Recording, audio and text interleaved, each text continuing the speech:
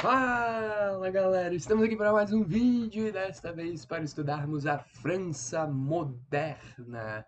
Algum tempo atrás eu gravei aulas de absolutismo francês, que é um conteúdo que vem depois deste França moderna, então às vezes gera alguma dúvida, né? Então você deve assistir primeiro França moderna, né?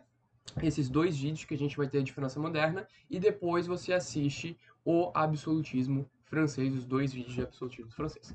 Beleza? Antes de mais nada, então se inscreve no canal, ativa o sininho para não perder nenhuma notícia, notificação, vídeo novo, né? Curte, comenta e compartilha com a galera. Então vamos lá. França moderna. Antes de mais nada, antecedentes, né? O que vai acontecer até a gente chegar na França moderna? Primeira coisa que tu tem que entender, né? A história da França como um país, da França, né? Como esse Estado-nação que ocupa todo esse território. Caraca, o vento aqui tá uma loucura. Que culpa todo esse território, né? Que a gente conhece hoje em dia, né, um dos maiores países da Europa, a história da França ela começa, né, como país na época de um carinha chamado Roberto Hugo de Capeto. Né? O Roberto Hugo de Capeto, lá do século X, ele vai ser ali junto com a dinastia Capetingia, né, em homenagem ao seu nome, a dinastia Capetingia começa com ele, um dos primeiros a idealizar, né, a centralização desse país França, no meio daquilo que a gente conhece como Idade Média, onde os territórios eram muito descentralizados. Então ele vai ser um dos primeiros a tentar anexar territórios, né, e diminuir o poder dos senhores feudais, tentando crescer, né, o seu papel de rei e centralizar então a França. Tá?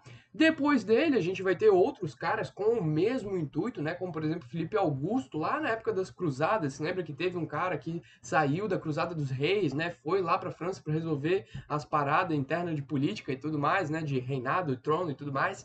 Era o Felipe Augusto, né? E é ele que vai tentar então organizar a bagaça ali, né? Na França, né?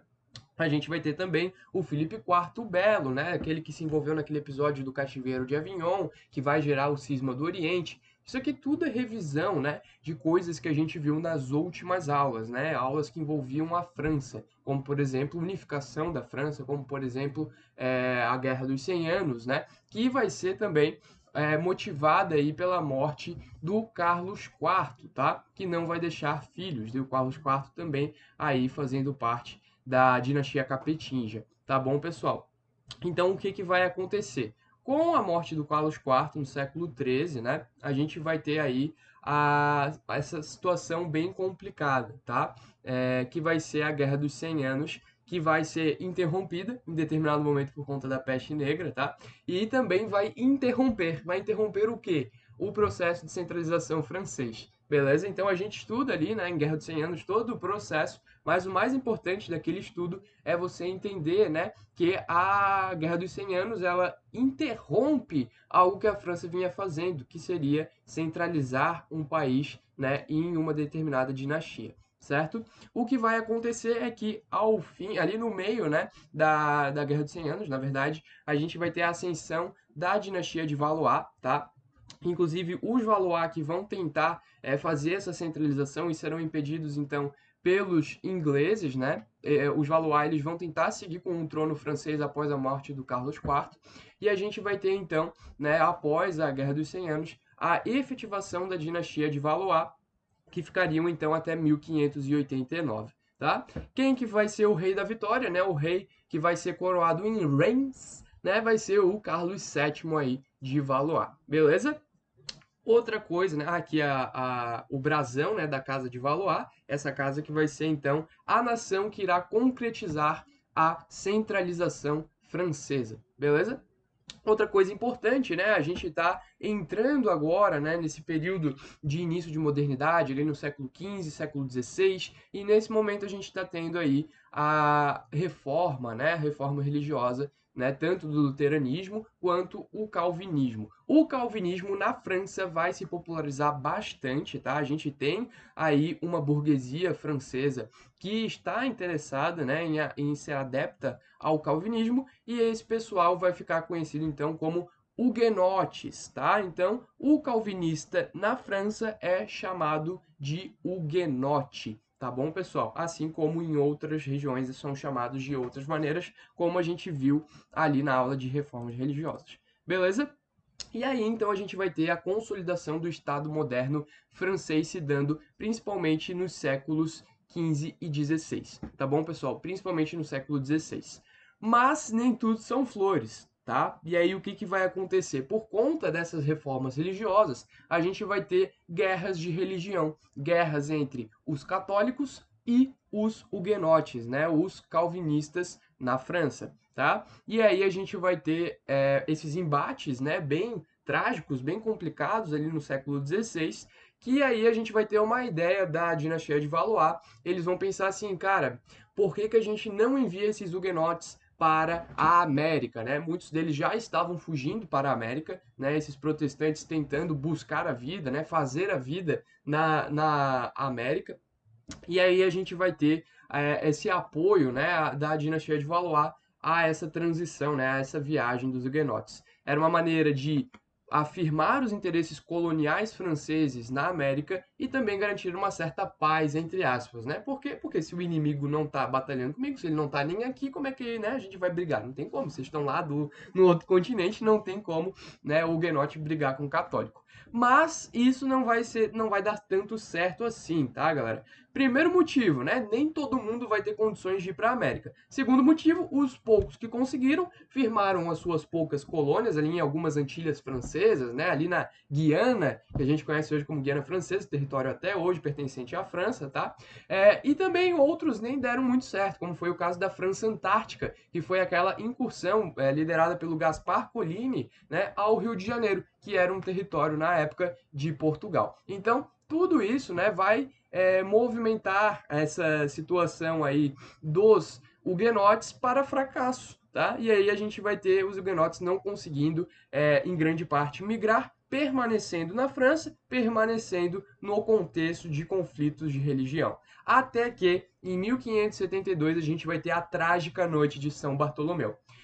O rei da vez, né, o rei da vez da dinastia de Valois, era o Carlos IX, tá?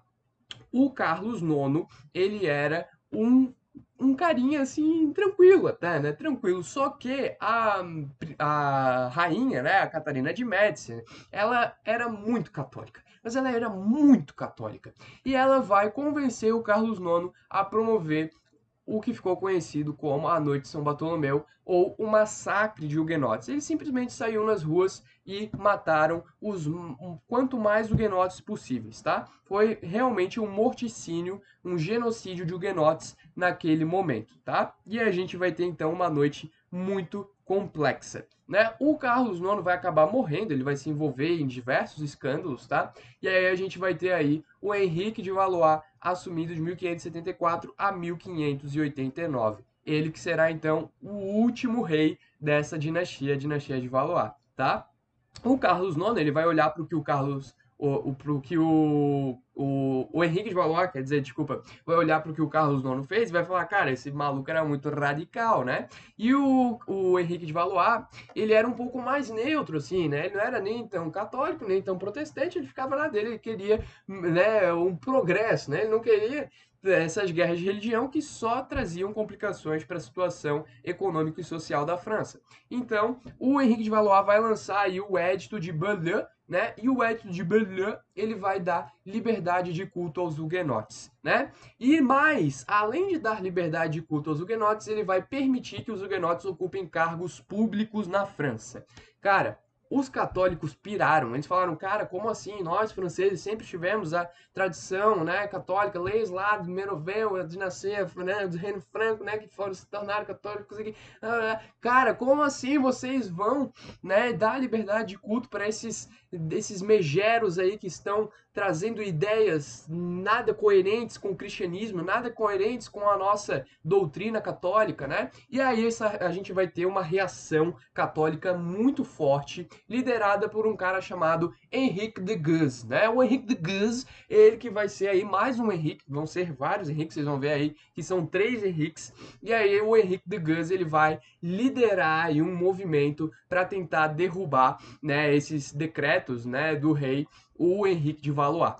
E aí, cara, quando a gente vai ter esse embate Henrique de Guise e o Henrique de Valois, a gente vai ter essa situação cada vez mais ficando quente e o Henrique de Valois ele vai acabar não tolerando, né, esse movimento do Henrique de Guise, chegando ao que a gente conhece como a Guerra dos Três Henriques. Bruno, como assim? Você só falou de dois Henriques até agora. Então, você já vai entender o que está acontecendo, né? Além do Henrique III, que era o Henrique de Valois, o rei atual da França, e do Henrique de Guise, o católico fervoroso que queria derrubar os decretos do Henrique III, né? Ele queria até derrubar o Henrique III, mas isso era um pouco mais improvável, tá? A gente tinha também o Henrique de Bourbon, né? Essa outra casa francesa aí muito proeminente, né, no mundo da aristocracia, que ele era um protestante, né, um calvinista, um huguenote, e ele então queria que se mantesse os decretos do Henrique III. E mais, ele queria que melhorasse, né, que aumentassem esses decretos, permitindo outros direitos aos huguenotes. Tá? E aí, o que, que vai acontecer? O Henrique III ele vai matar o Henrique de Guise, tá? Ele vai levantar um motim, né? Levantar um assassinato aí ao Henrique de Guise. Então, não temos mais Henrique de Guise, o católico fervoroso vai acabar sendo assassinado, tá? Mas o Henrique III, ele também vai morrer. O Henrique III morreu, tá? Sem deixar herdeiros, o que vai trazer aí uma crise dinástica para a França. E aí vocês me perguntam, Bruno, quem fica com o trono? Qual é o último Henrique que sobrou? O Henrique de Bourbon. Então, passa a coroa para o Henrique de Bourbon, esse que era um protestante, então vai ser o novo rei da França. Então tá aí a imagem dele, o Henrique de Bourbon aqui com seus trajes azuis clássicos, né? E aí a gente vai ter aí a dinastia de Bourbon subindo ao poder ao fim da Guerra dos Três Henriques, né? Um embate entre os três Henriques, né? E a gente vai ter aí uma das maiores dinastias de todos os tempos subindo ao poder ali na França. Por que, que eu digo isso? Porque é a dinastia que está até hoje na Espanha. Bruno, como assim está até hoje na Espanha? Sim, a dinastia de Bourbon está até hoje na Espanha, né? Hoje em dia aí o rei Felipe, né? Um dos reis aí da casa de Bourbon, que assumiu em 2014 após a abdicação do pai, né? Então, eu estou gravando isso em 2022, tá? Então, aí para você que está assistindo no futuro ter essa noção, no momento que estou gravando, o Felipe é o rei, a casa de Bourbon ainda domina, né, o poder, o trono lá na Espanha, tá, pessoal? E para vocês verem, então, vai ser este o momento, em 1589, que sobe ao poder a Casa de Bourbon e se mantém até hoje, né? Independente de que nação ela se mantém no poder. Pelo menos na Espanha ela ainda continua, tá? Então, por isso que eu digo que é uma das maiores, uma das mais de maior sucesso, né, dinastias de todos os tempos. Tá bom, galera? Então a gente vai ter aí o Henrique IV de Bourbon sendo o primeiro rei da dinastia, tá? Ele que era um protestante que queria, né, aí mais direitos para os huguenotes, vai se converter ao catolicismo. Ué, como assim, né? Aí pode botar o meme do John Travolta. Ué, não entendi porcaria nenhuma, né? O que acontece é que o Henrique IV, ele vai argumentar, né? Não, mas espera aí, né? Eu preciso manter a paz, né? E se eu quero a tolerância de culto, eu preciso me converter ao catolicismo, conversar com os católicos, apaziguar a situação, e aí sim a gente vai poder aí prover a liberdade de culto, prover, além da liberdade, a tolerância de culto por parte dos católicos perante os huguenotes, tá? Esse era o argumento do nosso querido ou não Henrique de Bourbon, tá? Ele, quando vai se converter ao catolicismo, ele vai lançar aquela famosa frase, né? Paris bem vale uma missa, né? Então, mostrando que ele estava, né, se convertendo a essa religião, né? A essa denominação, não mais huguenote, agora católico, o Henrique de Bourbon, tá? Mas nem tudo são flores, né? Ele, quando vai ali assinar o Edito de Nantes, em 1598, provendo então essa tolerância religiosa oficial perante os huguenotes, ele vai acabar sendo assassinado, né, por algum católico fervoroso, como o Henrique de Guise era, tá? E aí quem vai assumir o poder depois do Henrique IV vai ser um carinha chamado Luís XIII, né? O Luís XIII aqui iniciando a grande era dos Luíses, que vocês vão ver lá na aula de absolutismo francês, tá? o Luís XIII, que ele era muito novo, muito novinho, né?